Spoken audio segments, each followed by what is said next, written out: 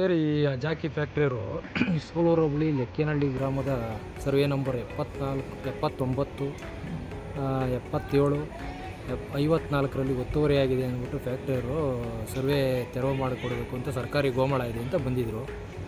ಏನೋ ಇಲ್ಲಿ ಅಡಚಣೆಗೆ ಒಂದು ಸ್ವಲ್ಪ ಇದು ಒತ್ತುವರಿ ಏನೋ ಬಿಲ್ಡಿಂಗ್ಗಳೆಲ್ಲ ಕಟ್ಟಿರೋದ್ರಿಂದ ETS ತಂದು ಮಾಡ್ತೀವಿ ಅಂತ ಹೇಳಿದರು. ಈ ಅಧಿಕಾರಿಗಳು ಏನೋ ಅನುಮಾನ ಆಗಿದೆ ನಮಗೆ, ಶಾಮೀಲಾಗಿ ಸಾರ್ವಜನಿಕರ ಸ್ವತ್ತನ್ನು ಕಬಳಿಸೋ ಹುನ್ನಾರ ನಡೀತದೆ ಅಂತ ಅನುಮಾನ ಇದೆ. ಇದಾದಷ್ಟು ಬೇಗ ಪರಿಹಾರ ಮಾಡಿಕೊಟ್ರೆ ಒಳ್ಳೆಯದು ಅಂತ ಅನ್ನಿಸ್ತದೆ.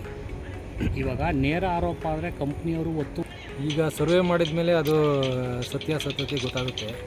ಸರ್ವೆ ಮಾಡ್ತೀನಿ ಅಂತ ತಾಲೂಕು ಸರ್ವೇಯರ್ ಬಂದಿದ್ದರು, ತಹಸೀಲ್ದಾರ್ ಗಮನಕ್ಕೆ ಬರಬೇಕಾಯಿತು, ಬಂದಿರಲಿಲ್ಲ. RI VA ಎಲ್ಲ ಬಂದಿದ್ದರು.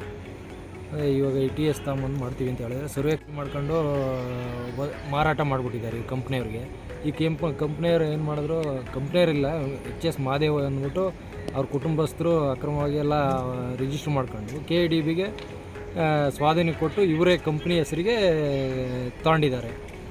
ಈ ರೈತರುಗಳಿಗೆ 2-3 ಜಾಗನೂ ರೈತರುಗಳಿಗೆ ಅದೇ ಒಂದೇ ಸರ್ವೆ ನಂಬರ್ ಅಂತ ತಹಸೀಲ್ದಾರ್ನ ಹಿಡ್ಕೊಂಡು ಸ್ವಲ್ಪ ಅವರ ಕಡೆ ಆದೇಶ ಮಾಡ್ಕೊಂಡು ಇವಾಗ ಅಂದಾಜು ಪ್ರಕಾರ ಈಗ 79ರಲ್ಲಿ 6 ಎಕರೆ 20 ಗುಂಟೆ ಸರ್ಕಾರಿ ಗೋಮಾಳ ಇದೆ, ಅದು ಒತ್ತುವರಿಯಾಗಿದೆ ಅಂತ. 77ರಲ್ಲಿ ಏನೋ ಸ್ವಲ್ಪ ಒತ್ತುವರಿ ಇದೆ ಅಂತ ಹೇಳ್ತಾರೆ, ಅದನ್ನು ನೋಡಬೇಕು. ಇವತ್ತು ಆದಷ್ಟು ಬೇಗ ನೀವು ಸಾರ್ವಜನಿಕರ ಸ್ವತ್ತನ್ನು ಉಳಿಸಿ ಅಂತ ಹೇಳೋಕ್ಕೆ ಇಷ್ಟಪಡ್ತೀನಿ.